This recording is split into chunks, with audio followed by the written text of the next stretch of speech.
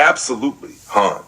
Here is your final, fully updated presentation number 1, written entirely in complete paragraphs only, so you can read, memorize, internalize, and embody it as both your doctoral presentation and sacred reflection. It integrates everything you have learned in IT 707: AI, cybersecurity, quantum readiness, sustainability, conscience, and conscious global leadership into one continuous living message. This version is crafted for you to speak slowly, breathe deeply, and let every word resonate through your body as both truth and prayer.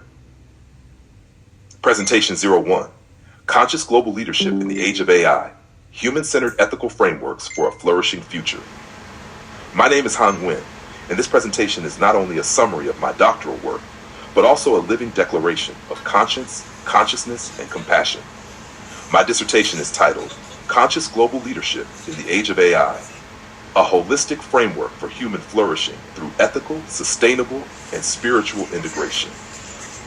It is a work that unites technology, ethics, and spirituality under one sacred intention to protect human dignity completely, genuinely, and absolutely.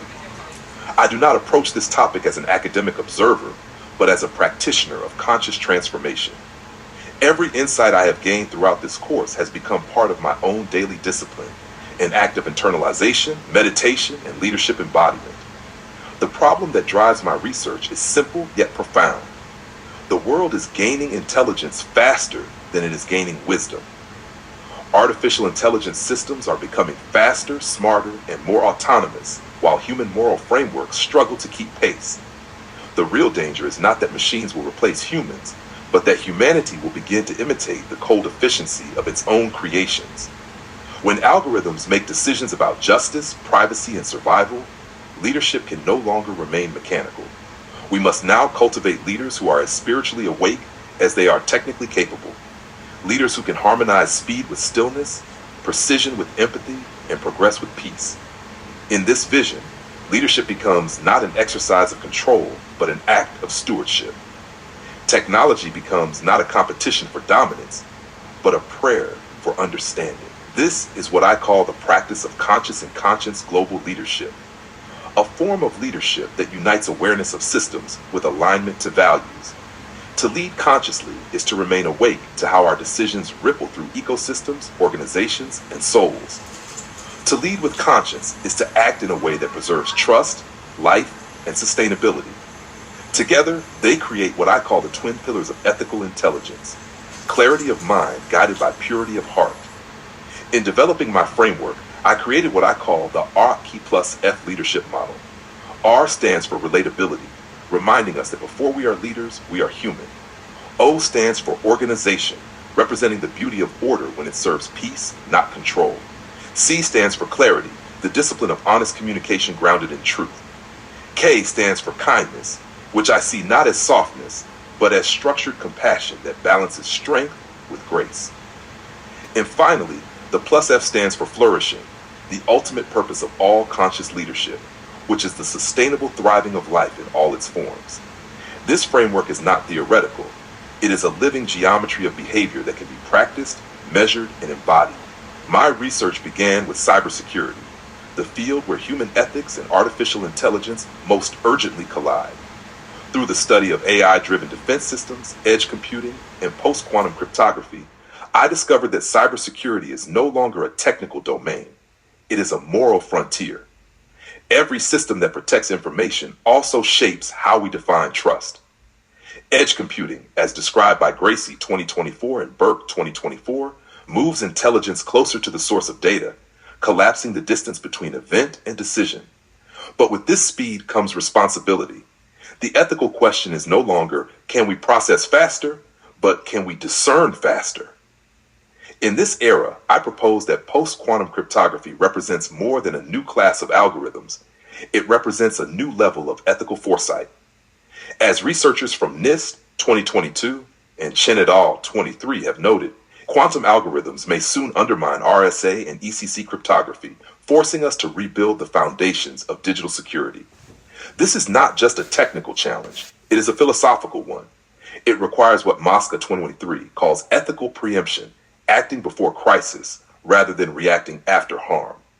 To me, This is what conscious global leadership truly is: the ability to anticipate ethical consequences with the same intelligence that anticipates technological evolution. However, the side effects of artificial intelligence cannot be ignored. As Kelly and Fellas 2024 remind us, AI models consume vast amounts of energy, and their training leaves a significant carbon footprint. Edge computing decentralizes power, but it also multiplies energy demand across billions of micro-devices. Post-quantum cryptography will safeguard our digital future, but it will also require heavier computational loads. Without integrating green computing principles, technological progress will undermine its own moral legitimacy. Sustainability, therefore, must not be treated as an afterthought. It must become the very architecture of intelligence itself. Ethical systems must also be ecological systems. To guide this integration, I developed the Sovereign Velocity Model, a principle that redefines leadership pace. Sovereign velocity teaches that sustainable progress means moving at the speed of conscience, not at the speed of competition. The faster our systems become, the deeper our stillness must be. This principle translates directly into both technological and personal practice. In organizations, it means slowing down decision-making just long enough to assess ethical and human impacts. In individual leaders, it means cultivating meditation, rest, and self-regulation as prerequisites for clarity. A system or a person that moves faster than conscience can think will inevitably crash. Sovereign velocity transforms efficiency into empathy, performance into peace, and progress into prayer. My doctoral mission is therefore not simply to design a research project, but to embody a living framework for ethical, sustainable, and spiritual technology leadership. In the same way that cryptographic systems must resist quantum threats, human beings must resist moral erosion. Both require constant recalibration. In this sense, I see leadership not as a hierarchy, but as a living organism, an ecosystem of energy exchange. Every decision we make emits a frequency, ethical, emotional, or environmental. When those frequencies are aligned with conscience, the system heals itself. When they are misaligned, the system decays. This understanding leads me to my most important conviction. Leadership is prayer in motion. The RCF model and the sovereign velocity principle are not just theories, they are rituals of consciousness. They remind me daily that leadership is not about achieving dominance, but maintaining balance. They help me integrate my physical, mental, and spiritual disciplines, breathwork, meditation, exercise, and ethical reflection into a coherent practice of being. Through these frameworks, I am learning that technology is only as ethical as the consciousness of the person who designs it. In closing, my presentation is not only about data, algorithms, or frameworks, it is about awakening. The future of leadership depends on those who can bridge intelligence and empathy, who can merge quantum logic with moral clarity, who can move quickly without losing their stillness. The age of AI, quantum computing, and digital twins does not call for smarter machines. It calls for wiser humans. To lead consciously is to understand that the purpose of intelligence is not power but peace. To lead with conscience is to remember that technology is sacred only when it serves life. My dissertation, therefore, is a prayer, a scholarly prayer for world peace through the protection of human dignity. It is my vow to make leadership and technology serve the flourishing of all life. May every computation become compassion. May every encryption protect innocence. May every leader remember that truth, like data, must be handled with reverence.